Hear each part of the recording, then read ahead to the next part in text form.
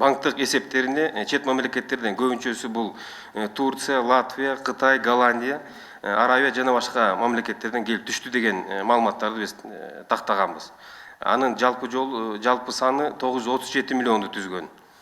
Так айтсак, 937 миллион 807 $279 келип түшкөн деп маалымат тактаганбыз.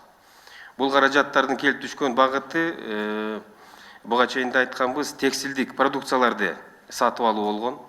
Жогоруда көрсөтүлгөн акча каражаттар бул Айыркин Саймати тактап ар бирине бөлүштүрө кетсек, акча каражаттарды Сайматинин өзүнө 592 которулган, миллион доллар которулган. Анын жубайы Вуфуле Бумайрамга 26 миллион которулган. Жана Абдыраз жоопкерчилик чектелген коомго 318 миллион доллар которулган.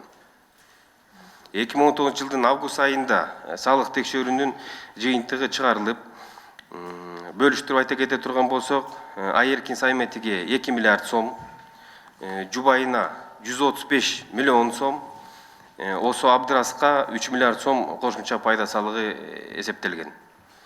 Жалпы канча болот ушунда? Жалпы жолунан 6 миллиард сомго чукул болуп калат. Жогоруда көрсөтүлгөн фактыларды мыйзамдаштырып, мамлекетке келтирилген чыгымдын суммасы аныкталып, далилденгенден кийин гана биз Сайматини кылмышка шектөө боюнча маалымат сырттан билдирип, ошону менен бирге ички жана эл аралык издөө жарыялаганбыз.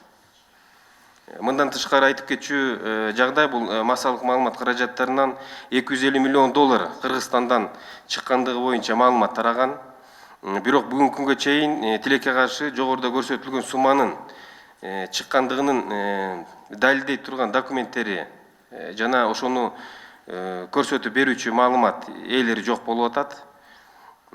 Ошондой эле Исмаил Ата фондуна чет мамлекеттерден 3 миллион доллар келгендиги боюнча маалыматтар берилген. Бирок тергөө учурунда 3 миллион эмес, 190 миң доллар гана такталганда, калган Ким тарабынан берилген? бул массалык маалымат каражаттарынан алганбыз да.